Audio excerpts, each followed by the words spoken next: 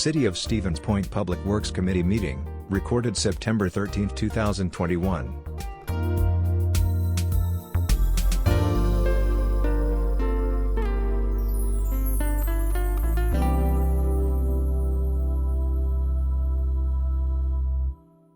I will call the regular Board of Public Works meeting to order. Trish, can we get a roll call, please? Sure, Mayor Wiesa. Here. Jeremy Slawinski. Here. Fred Hoppenskirt. Here. Mary Nepone. Here. Sean Morrow. Here. Ginger Keemer. Here. And Makira Zarazua. Here. And we have a full group, so we will move on to item number 1, which is the director's report. Talking about 21 streets improvements, fall paving projects, and some additional miscellaneous projects. Director Badoon. Yes, thank you. Regarding the street improvements project, what I really want to call everyone's attention to, I have others included in here, is just with some of the delays, I know I've mentioned in past months that things are moving slowly due to some material supply and some bedrock and some other issues. And so the contractor has indicated to us, a concern over finishing this year. That has yet to be seen, but we are just working with them to make sure, if that were to happen, that we have a plan in place to make sure that, there isn't a road, tore open when the snow flies and stuff like that. So I'm working on that by next month. It's clear that I should have a direction in that, because we really only have about 2 months at most left really of the construction season. So we're working on that, but I guess we just do need to be prepared that, if the worst happens, hopefully at least we'll have a plan in place, and things may have to continue into 22. With the fall paving project, things are moving along right there. If you might otherwise recall previous, this is kind of a combination of in-house work and then American Asphalt doing the paving for us. We finished the other streets. Crews just started today working on the alleys, so I know that'll make some of you very happy with alley repairs have begun. And we should be getting American Asphalt in, shortly for what is ready to go. I don't have a date for that yet, but we had in our contract certain metrics to ensure we had at least a certain amount of paving necessary before we called them in multiple trips. And so we've met that metric, so we'll be working with them to get the first round of paving done.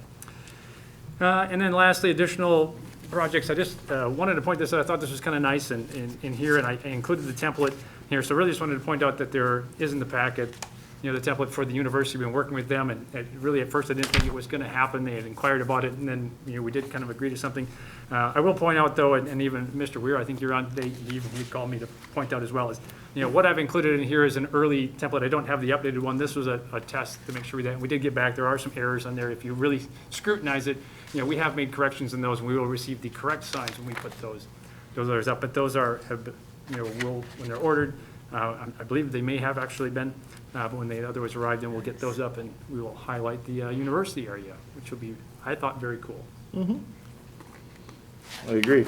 And as far as the road projects, I can tell you that the comptroller, treasurer, myself, and staff have been working to try and increase our road repair budget, and you'll see that later this evening in the finance capital budget presentation. We could have 3 times, 4 times the budget and still not get to all the work that we need to. So thank you, Director. Any comments or questions on those 3 items for the Director?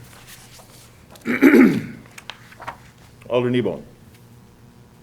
I would just like to say that my new she shed is going to be called the Alley Queen Lounge. So I'm very excited to see some alley work being done. You've made a lot of people very happy. Thank you.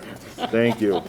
Item number 2 then is to award the Fox Theater parking lot project to Wildcard Works in the amount not to exceed $52,868.95.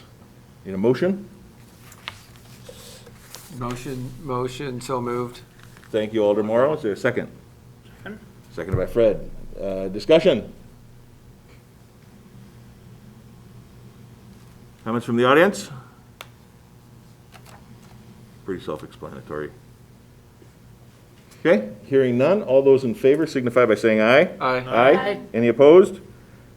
And that is approved. Item number 3 is to accept the ordinance amendments for section 9.05 as it relates to parking. Those were outlined in your packet. Director, do you want to give another overview quickly? The majority of them are just, once again, we could continue to go through and do some cleanups and trying to make sure that, streamline our ordinances. Really just the exception of Helen Street, limiting the 2-hour parking there. Quite honestly, the institutional knowledge we have, we don't even know when that was otherwise put in and why it exists down there. And we do notice that the residents, tend to park there in excess of it, so it seems to just make sense to to remove that and let the residents use the street parking as they need to. Okay, need a motion? Make a motion to approve the new ordinance, street parking. Thank you. Is there a second? I'll second. Seconded by Nebo. Discussion.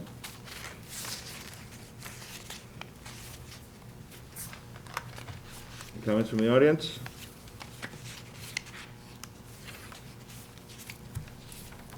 I need you up at the lectern, please. Name and address for the record.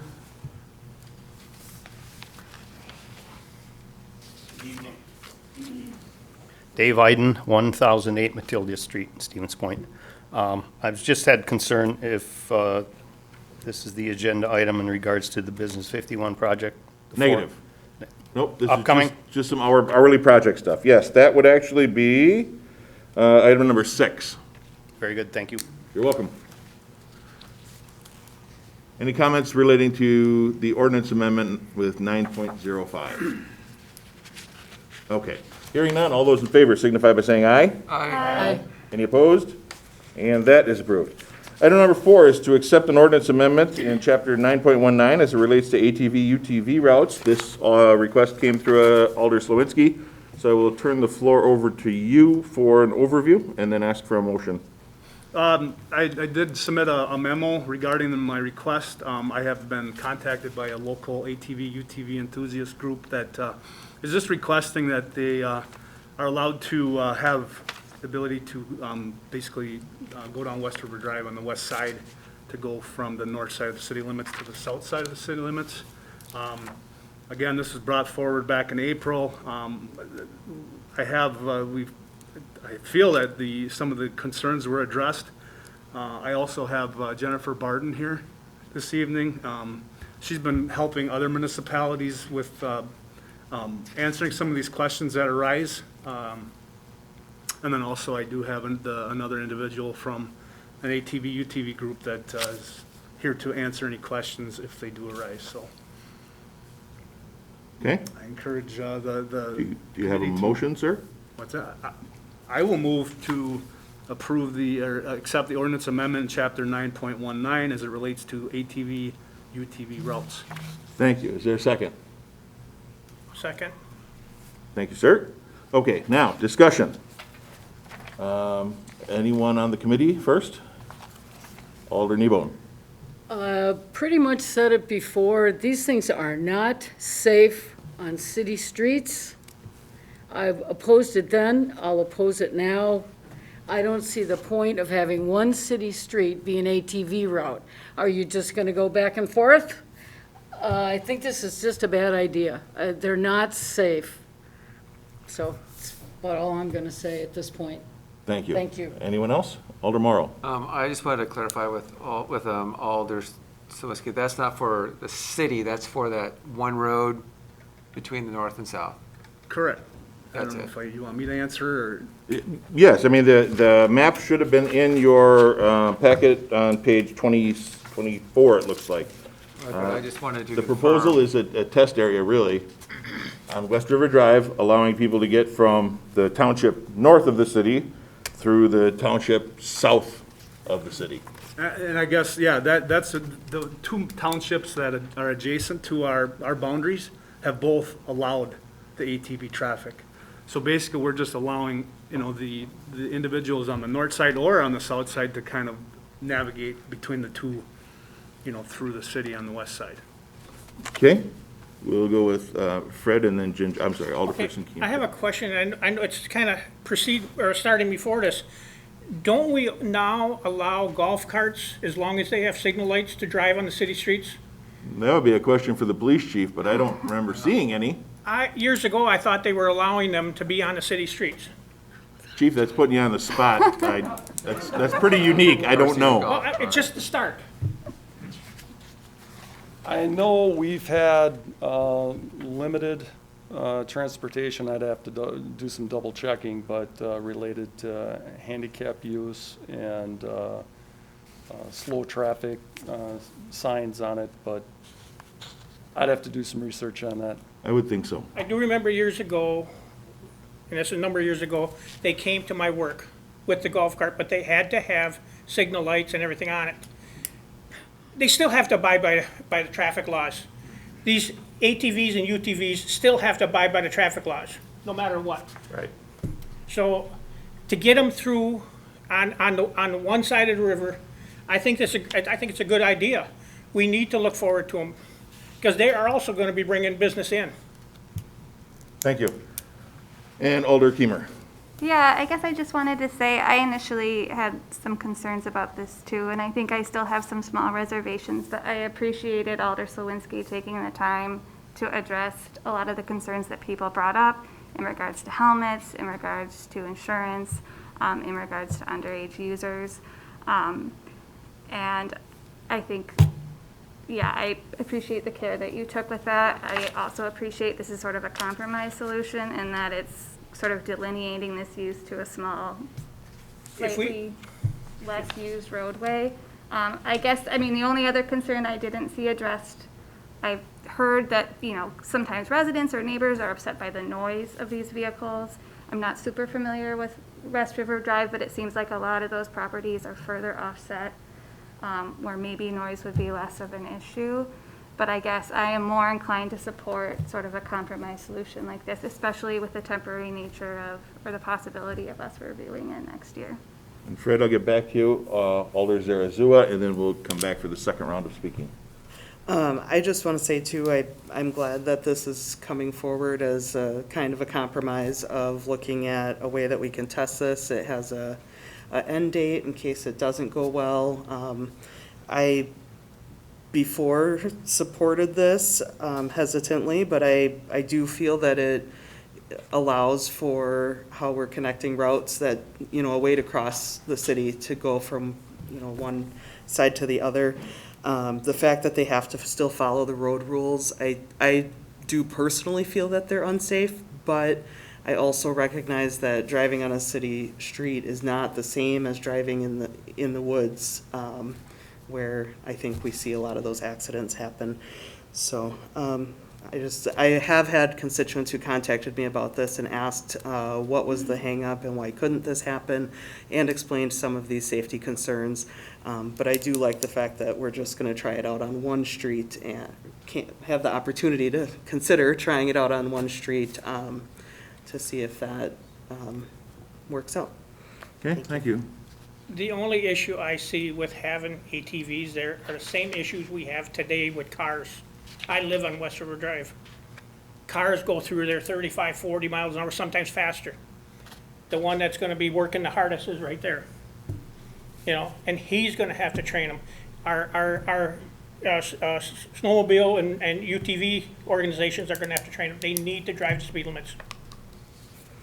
Okay, thank you. Alder Slawinski. I'm just gonna kind of follow up on some of the concerns. These ATV, UTVs, when I say we, because I own one, we have to follow the rules of the road. And when you're close to a pedestrian, correct me, I don't know, Jennifer can come up and answer some of these questions, but I think if you're within 100 feet of a pedestrian, you have to, 10 miles an hour is your top speed. And just like a truck, a car, a motorcycle, a bike, people are saying they're dangerous.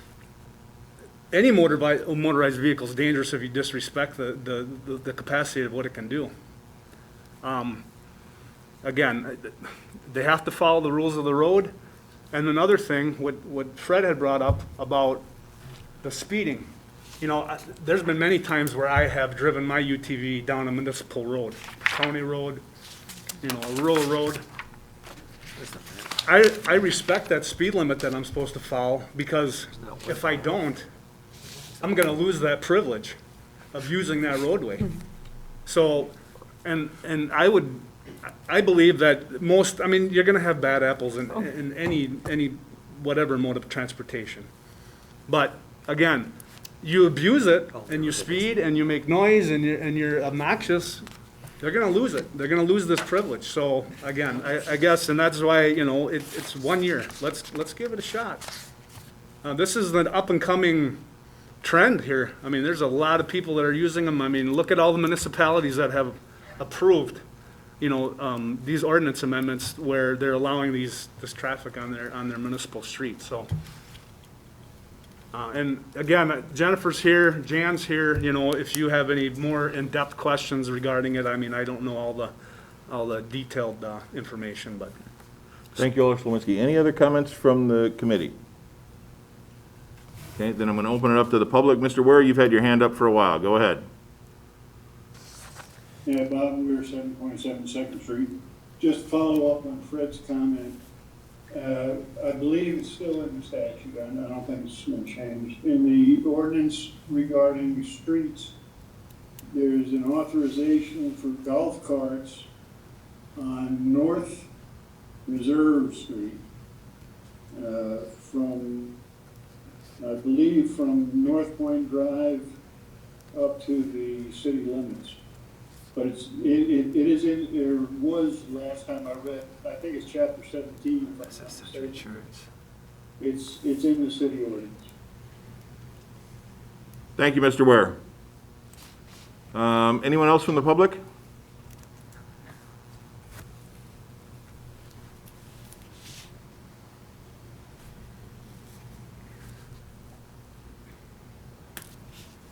This still isn't Business 51. David Iden, 1008 Matilda Street. Thank you. I'm not certain what surrounds what you're debating here currently.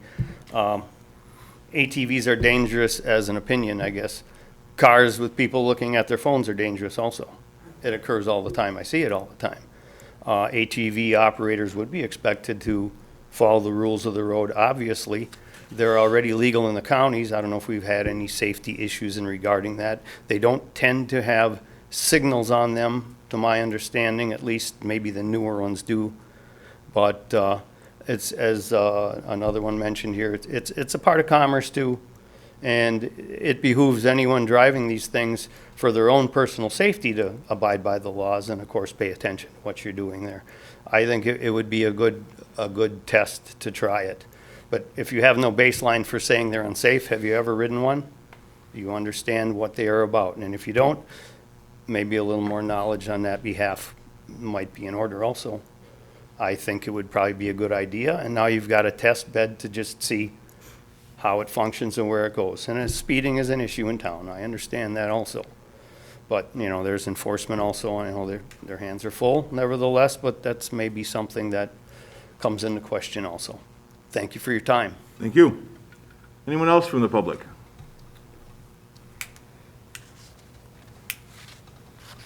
Okay. Hearing none, we have a motion and a second. All those in favor signify by saying aye. Aye. Aye. Any opposed? No.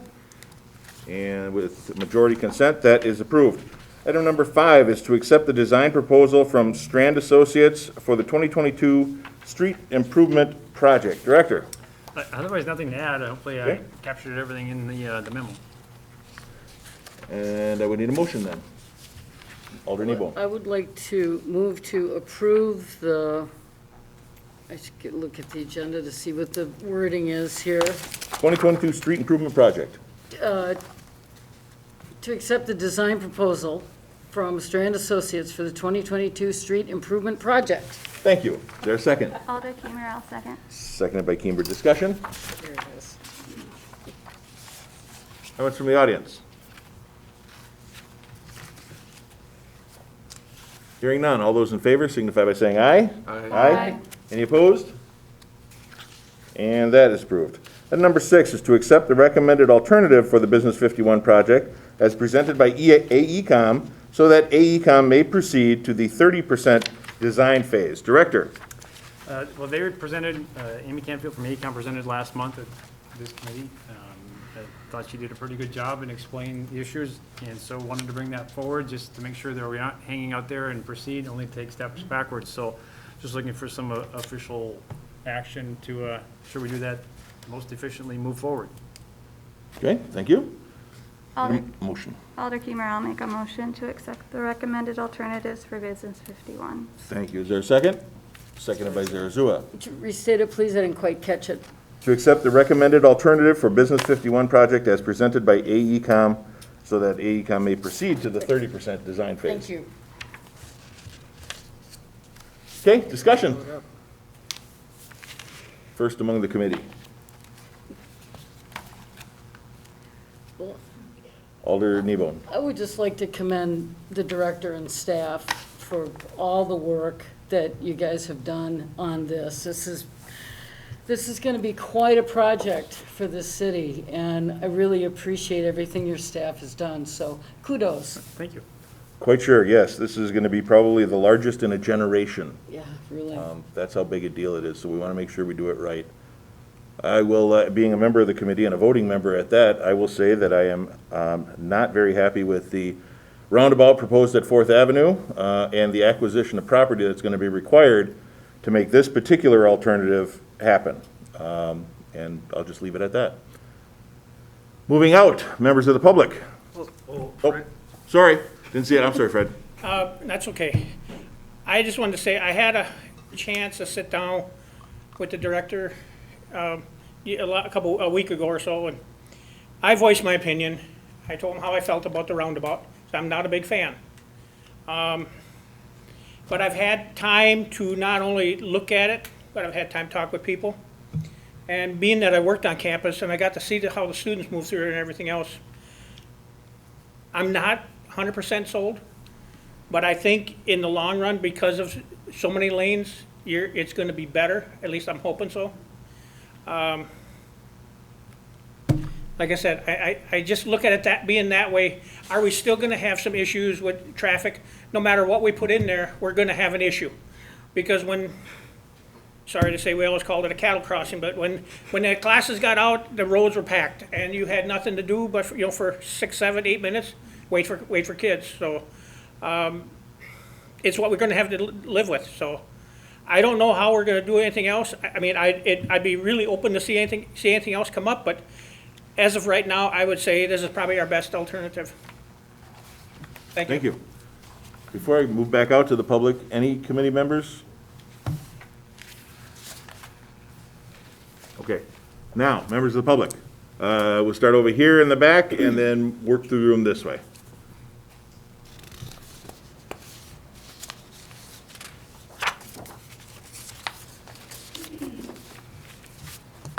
Dave Iden, 1008 Matilda Street. I think this is the right one, correct? Yes, and we're going to, just so everybody knows, we have a 3-minute time limit just to be Okay, just a respectful of everybody's time. quick question. What is the 30% change, I guess? There was a change in what the initially was proposed, correct? So the 30% design phase, and I'm going to pause the clock here, just so we can explain it. You have 100% means you're completely designed. 30% is what we're looking to get to. So Director, I don't know if you want to add anything, but that's what we're looking at doing, is moving forward with the proposed alternative, and then they'll refine it from here until they get to the 100% design. Level of detail, right? Yeah. Correct, yeah, essentially level detail. So we need to get through, so much of it, and what that 30% should allow us to do is identify most of the potential conflicts, interests, and stuff like that. Because right now, even in what we have here, there's the estimates for, how, the road fits to the right of way, all that's gonna be confirmed. They're gonna lay this down and see how it fits and stuff. And so we're gonna figure out exactly, does the spacing right and how this works. And we're gonna take a look more at some of the driveways, because right now we haven't looked at every access point there to see what it is. And we're gonna get some more ideas. And that's gonna help us then lead out to make contact to people who maybe we need to make some adjustments. Because right now we just have more so an idea, and that's going to get us into that where we're going to have enough information to then start making some hard decisions and see what some of the conflicts that we otherwise might have. How two roads really do kind of come together. We have an idea, we're going to look at that, and we're going to see, well, what else maybe needs to change. Maybe there's a visual issue that we perceive or something there that we need to then maybe make an alteration into what we're doing. So it's not fully designed, we're not going to go out to bid with it, but it's enough that we can others look at it and feel very comfortable about what any of the issues that may come about as a result of, of this design. Okay, and then just to understand it correctly, that would be 30% of the entire length of the road? Correct, yeah, they'll be That looking at is everything from proposed north to to be south. repaired? Yes. Okay, I believe I understand that. I know there's been some concern over this by myself, understanding that they wanted to go from 4 to 2 lanes and add bike lanes. My personal opinion is this is our last north-south conduit for commerce, economy, and traffic. And when I've seen the other bike lanes, the first thing I question is safety And I don't believe safety was addressed when we pushed forward rapidly getting these bike lanes in place here. And the expense, it was understandably justified that if we don't accept this money, we won't get it from the state. We had to spend 3 times more than that, was my understanding at the time. Nevertheless, bigger concern I have is the safety aspect. I've rode a bike in this town for over 50 years, rode a bike before there were ever handicap curbs. We were on the sidewalks all the time and it was safe. I wouldn't recommend my children ride on the bike lanes because of the safety concerns. People on their cell phones, among other things. Now when you get to intersections like Michigan and Clark Street, you put bicycle lane between 2 lanes of moving vehicular traffic. Unsafe, in my opinion, never should have went down. So you've made it confusing for people, and you've also compromised safety for bicyclists. I appreciate the fact the bicyclists want this. I understand that. I personally believe they're a micro minority simply because I don't see a lot of usage on the bike lanes, and I see people on the sidewalks. When I ride a bike, it's on the sidewalk. So that's a big concern, and I know there's great expense to undertake this project. I really am urging us to oppose changing 4 lanes to 2 on our main traffic north-south conduit. We already have Michigan with bike lanes. We already have Water Street with bike lanes. And I oppose this just simply because it's a safety issue first for bicyclists, and secondly, it will curtail our ability to move traffic on these lanes. I think we could better spend our money looking at correcting stoplights, which I think are at issue. I had a conversation with you, Mr. Wiesa, here a time back. You said if you drive the limit, you'll make all the lights. I tend to disagree. And when I go down Water Street and you sit at the Clark Street Bridge at a red light and you're there for a minute because I've timed it, I have nothing less to do, watching nobody come down across the Clark Street Bridge on 1 lane of traffic, you're wasting gas, you're creating congestion, and it's also a safety issue on the road. I would rather spend money looking at fixing stoplights, smart grid technology, timers, whatever coordination. Because if you continue down Water Street and you come to Center Point Drive, that light is not coordinated with the other 2. So you automatically bind up traffic there. I do have a strong concern and urging that we go from 4 to 2 lanes on Division Street, Church Street, and I would urge against it, primarily for safety reasons. Thank you. Thank you for your time. Sir?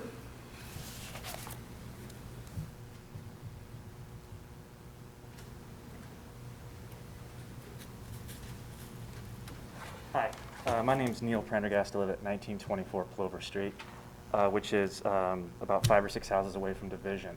And so the issue here in front of me is one that's kind of a daily issue for me. I cross the street several times, as well as use it going along it. I've also had the ability to serve as a stakeholder in some of the public meetings. And after reviewing the documents that we got to take a look at, the various plans, and then also kind of comparing what kind of the proposed alternative is in front of us today against some of them that we saw several years ago, I'm a big supporter of what we have in front of us today, and I encourage all of you to vote in favor of it. Overall, I think there's 5 main things that this preferred alternative does as compared to other ideas. One is it ensures much greater safety, which I think is the #1 goal for us. It also allows emergency vehicles to move freely, which is something I think that happened because there was such good dialogue, I think, with the fire department. This design also maintains traffic flows in a very reasonable manner. It keeps taxpayer costs to a minimum, and also, as compared to other ideas that we saw, respects private property boundaries. So I encourage you to vote in favor of this. Thank you very much. Thank you. And I can't see who's back there, but yes, way in the back, yes. And then we'll get to Alderperson Shore.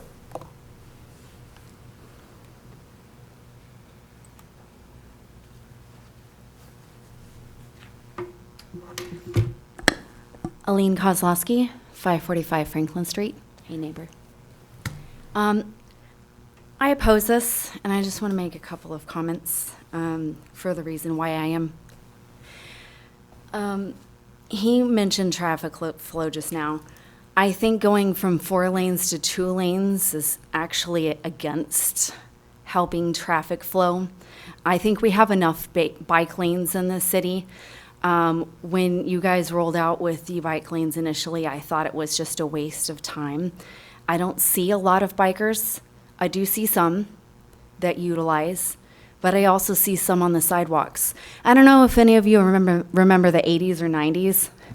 When I was a kid and I was riding a bike, or if I was putting on my rollerblades and going around, I use a sidewalk, and I'm alive today, and I'm fine. I mean, I was taught to look around for vehicles and to be aware of my surroundings, but I don't think bike lanes really don't do anything other than put people at risk for inattentive drivers, and also putting drivers, you know, after a long day and you're driving down the road, the last thing I want to do is have to worry about someone in my way who may or may not be paying attention while they're riding their bike, right? So you also have to look at the bicyclist. What's the bicyclist doing? Maybe their head's in the clouds. Maybe they go from the bike lane to part of the road. I don't think we need any more bike lanes. We have enough. That's all I have to say. Thanks. Thank you. And Alder Shore.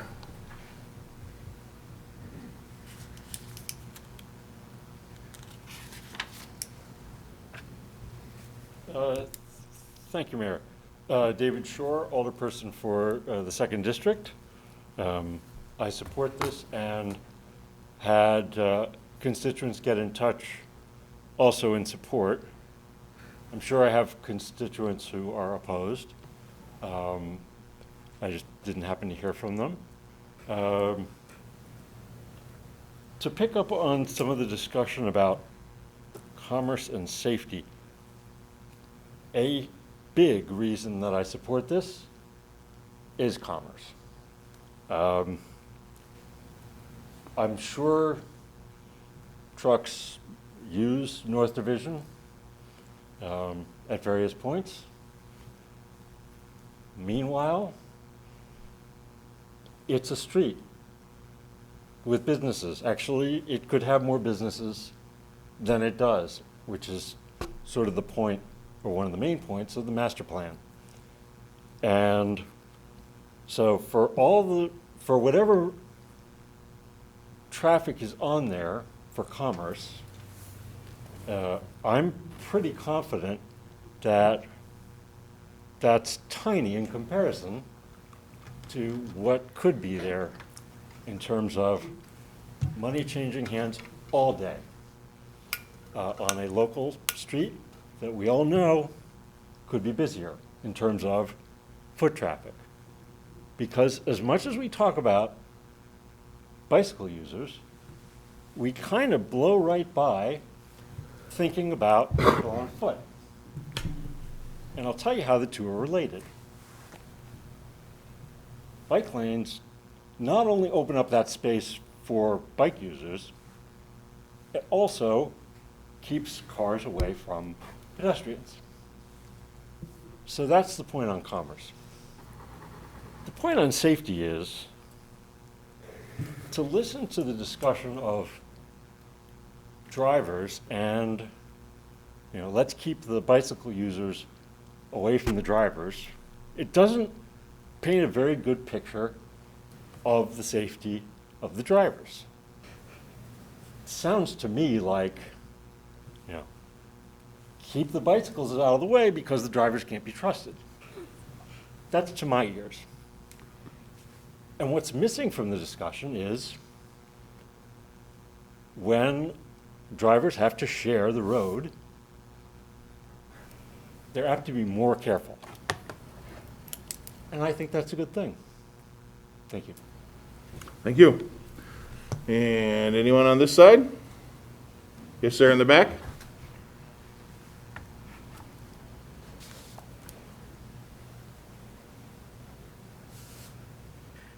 Jason Wazzella, 2877 Church Street.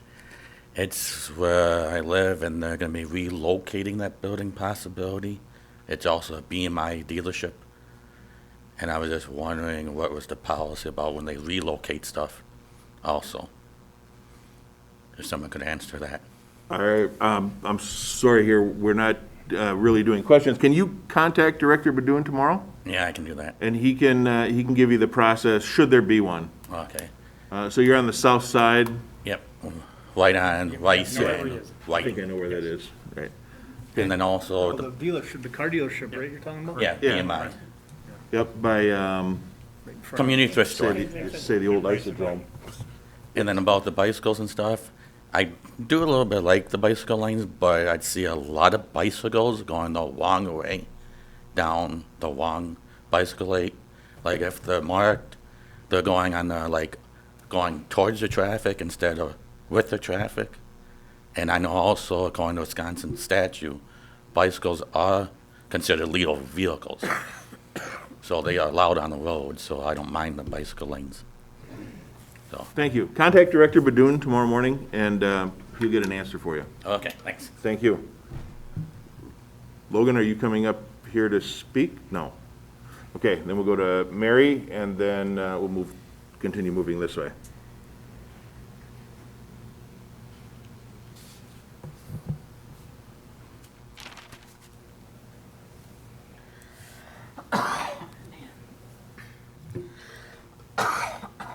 Mary Macomb, 2100 Elk Street in Stevens Point. Streets have many different functions. They delineate neighborhoods. They're part of residents' and businesses' front yards. And their condition and appearance tell us and tell our visitors something about the city that they're in. A street is part of a neighborhood. It's part of a municipality. A street is much more than a concrete channel for motor vehicles to efficiently move from one place to another. Connecting using our cars or our trucks is certainly important, and I'm not saying it isn't. But people connect or could connect in many different ways in a street corridor. Some folks travel by foot, some use wheelchairs or motorized scooters. Parents push kids in strollers or pull kids in little wagons. And all these transportation modes are used for business and for pleasure. People also don't just move down the street, they cross the street. They cross the street to visit friends, or in my case, I live near Business 51. They cross the street to eat Irish nachos, have an old-fashioned, get some ice cream, pick up something that sweats. But right now, Business 51 is okay mainly for one kind of connection, and that is connection by motor vehicle and connection moving back and forth. But Business 51 is old and it's unsafe, and it's bad for those who do use other forms of transportation. The recommended redesign frees up the corridor to multiple transportation means and ways for people to connect. Bikers will have a place in the north and south sections, and walkers and wheelchair users and wagon pullers will be able to enjoy their walks in the central part of the project. Visitors coming in from the interstate will have an attractive street to look at rather than the concrete whatever that North Business 51 is right now. What can we expect?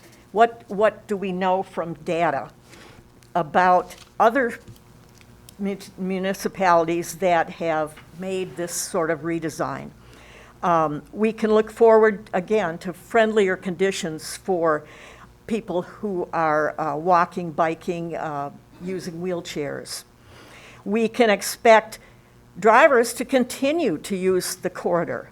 It's the most direct and efficient route. I'm going to continue.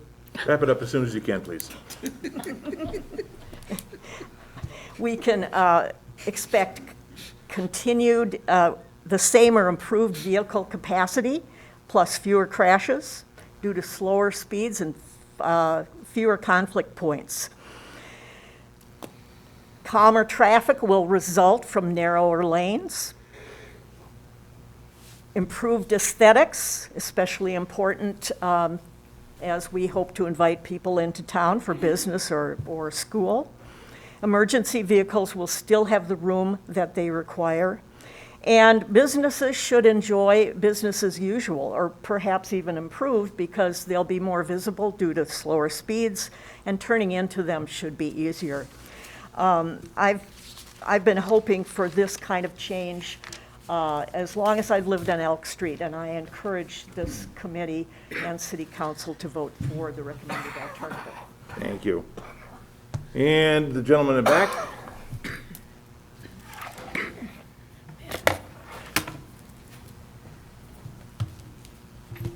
Mark Christensen, 1641 Clark Street. I live 120 feet from Division. Business 51 obviously is of importance to me. I've been impressed to this point with the amount of information that's been coming out. I had a chance to view a Zoom presentation by AECom. I had a chance to attend the public hearing that they held up at Pacelli. I had a chance at the committee meeting before when they came and did another presentation. I think they've done a very nice job trying to weigh all the various aspects that go into a project like this. I was very impressed with their objective rankings that they used to determine which of the alternatives would be most appropriate for Stevens Point. I was very pleased that some of the things that they included were things like safety and cost, which I think anytime you're doing any kind of a project, you do your cost benefits analysis and you want to see what you put into something and what you're going to get out of it. I had a chance at the public hearing to actually have some discussions with their personnel, a couple of different representatives, so it's been nice having that flow of information ongoing. I share Mary's thoughts of one of the things that haven't been discussed much is the safety of pedestrians. Right now, when I walk down to get ice cream, I'm walking, if I go on Business 51, I'm on a narrow sidewalk with traffic going at a high rate of speed with no buffer whatsoever. There is no boulevard, there is nothing. And so if you do have somebody on a cell phone, it's scary, and it's a narrow sidewalk that even makes things even worse. So I'm glad that those things are being looked at and are being addressed. I guess I'm also impressed that the city's looking to see how a new Business 51 may interact. I know there are things being considered for Clark Street and Main and Center Point too. So I'm glad that the city is looking ahead, so they take that into account and make sure everything works together well. So I compliment you on that, and I've been impressed with the process as a whole, the amount of interaction going back and forth. So thank you. Thank you. And up front here, and then we'll go to Melissa Johnson in the back. Yes, sir.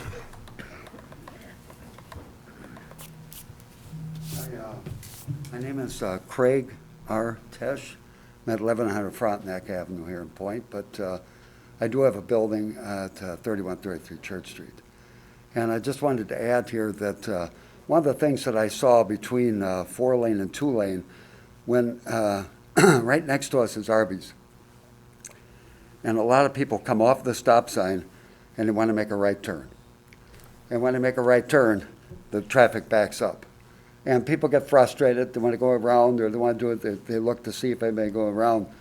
I think that one of the biggest things, I know what they've said about road diet, but one of the biggest things I've seen as far as a 4-lane versus 2-lane is the fact of the frustration that it causes the drivers in that regard. And we're talking about the drivers. I do like this gentleman's idea as far as I wish there was some way we could have more of the sidewalk, maybe a little bit further in. I understand that, because there are places where you have sidewalk with nothing. But I will also say, I wish we could find some way that we could have that so that you didn't have, and the other thing, we're talking about use of it, I would say that if you go to a 2-lane instead of 4-lane, people are going to find a different way to go potentially, because they want to get to where they need to go. And you'll have less wear, so therefore, you'll have less traffic, so less wear.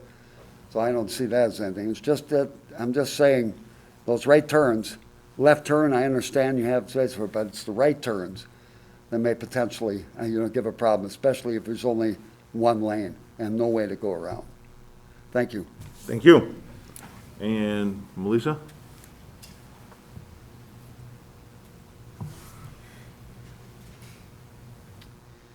Thank you very much. Right now, we do already have two-way north-south corridors. They're Water Street and Michigan Avenue. And the traffic moves along those quite nicely. And I actually bike on those quite a bit. They're nice corridors, and I appreciate that, but that wasn't the main purpose of my getting up here. I wanted to first thank Director Badoon and publicly thank Amy Canfield. The work that you did was incredible. You took our collective, council's collective goals, and I'll articulate them here because you sent a really great email, Director Badoon. Our goals were to work within the constraints of existing right-of-way to the greatest extent practicable. You did that. Minimize the overall construction costs while attaining the 3 primary objectives. You did that. Improve corridor aesthetics. You did that. Create a livable, walkable environment. You did that. Does not impair overall traffic efficiency. You did that. Maintains a business-friendly environment with commercial areas. You did that. Does not impair emergency response. You did that. You did all of this stuff and then still followed the state and federal guidelines that will position us to not miss the opportunity for federal funding for that corridor and not overly burden the taxpayers of this community while replacing massive infrastructure for my grandchildren, my great-grandchildren, and the future of this community. It's a huge task. The amount of public input, teasing all of those out, looking at this, ranking it. Congratulations and thank you for the dedication. Amy Canfield is a skilled engineer. I work with engineers all day long and have for the last 25 years of my professional life, from nuclear engineers to civil engineers. And sometimes you question why they're headed in a certain direction. I'm building 7 acres of landfill next summer. And my engineer said, well, we have to do this. And I said, I don't want to do that. And they said, yes, but this says you must. And that's why we hire engineers. That's why we have professional staff, because they help us from our worst impulses and help us do the right thing. So thank you. On behalf of council, you worked incredibly hard through a at time trying process. So please extend to Ms. Canfield my appreciation. Thank you. Thank you. Anyone else on this side? Alternative beverage.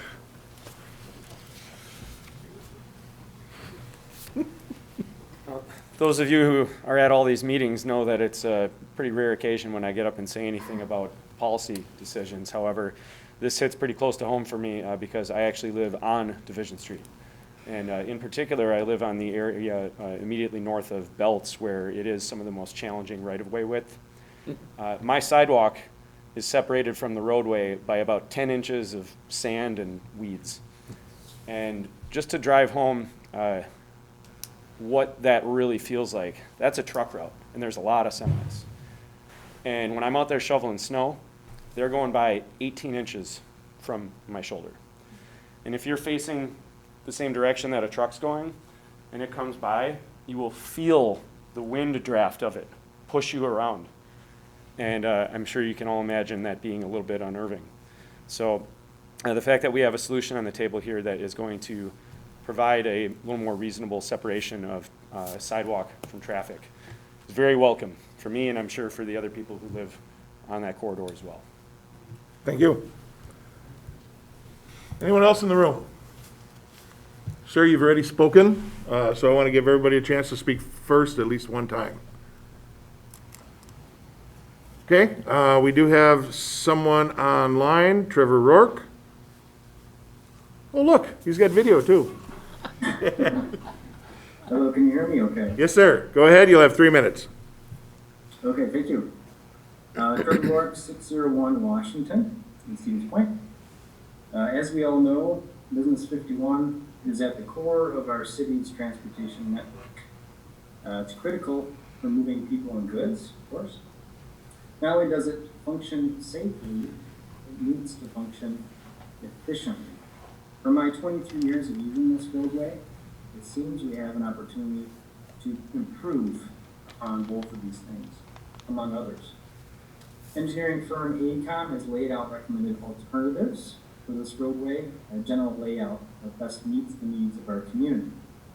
To reconstruct the roadway so that the pavement is tolerable again, to replace the utilities, which have been failing for years, to increase the safety of the corridor for all users, and to allow more people to use the roadway that can't or choose not to drive. I've been part of the process as a member of the stakeholder group for about 1.5 to 2 years now, and I've noticed that AECOM and Public Works Department have done a great job in addressing the concerns of citizens. These concerns of safety, flow of traffic, pavement condition, aesthetics, efficiency, and more have all been addressed, and resulting recommendations laid out in this agenda packet look to be a big win for residents and visitors. In terms of how our city has been changing over the last 30 years or so, these current recommendations will meet our needs and address many of the desired outcomes from policies that have been approved, again, over decades, such as Green Tier Legacy, Pathway to Sustainable Stevens Point, Vision Zero, Safe Routes to School, efforts to mitigate climate change, and our very difficult work towards diversity and inclusivity and affordable housing. It's my hope that you vote for the recommended alternatives presented by AECOM and the Director of Public Works. Thank you for your time today. Thank you. Anyone else online?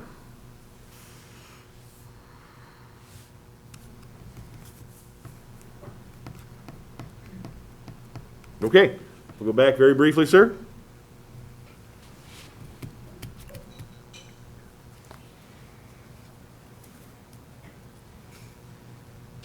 Dave Iden, 1008 Matilda Street. I guess what does come to mind was the fact that it was mentioned a roundabout on 4th. Okay, and a roundabout means no stoplights and traffic continues to move. How do you accommodate pedestrians in that heavily traveled pedestrian area, given the location of the university, and how much does that entail to undertake as far as the property surrounding that? I would assume the bank would go, the gas station would go, and the east side of the block there also would have to be acquired in regards to this also. On another note, bicyclists also do need to adhere to the rules of the road also, as they're legal on the roadway. So there may be some enforcement involved in that regard too, especially when someone mentioned that they're seeing bicyclists going the wrong way. Now, because they have bike lanes don't mean that they don't have to adhere to these very same rules that we do in our vehicles. I will leave it at that. Thank you again for the opportunity to speak. Thank you. Any other comments? I think we've heard from just about everybody. Any additional comments from the committee? Okay, I'm going to take some liberties here and say that no option is going to make everyone happy. This is the biggest project that this city is going to be dealing with in a generation. Nobody involved has ever said, oh, I want to make it more dangerous. I want to make it harder to get north and south. Everybody's heart and minds are in the right place. Whether you agree with them or not, we're working very hard to make sure that we hit the goals that council has set forth. Now, I may disagree a little bit on whether or not we've actually achieved them, because things look a lot different on paper than they do in reality. But this is another opportunity to remind people, follow the rules of the road. Don't go speeding. Follow traffic laws, use your signals, stay off your cell phone, stay away from distractions. And that in itself will make our roads safer. My biggest concern, as I mentioned before, was the roundabout and property acquisition. Should it squash the whole project? No, because literally hundreds of people have had input in this, providing their ideas, their thoughts, their feedback on what the alternatives are. Something needs to happen. And we have an obligation to make sure that when we rebuild this road, we do it as safe as possible, fix any of the problems that we possibly can, and make sure that a generation from now, they're not dealing with the same problems. With that, I will call the question. All those in favor of the recommended alternative as presented by AECom and asking them to continue on to the 30% design phase, signify by saying aye. Aye. Any opposed? I will vote no. With that, majority rules, that is approved. We are adjourned at 7:22.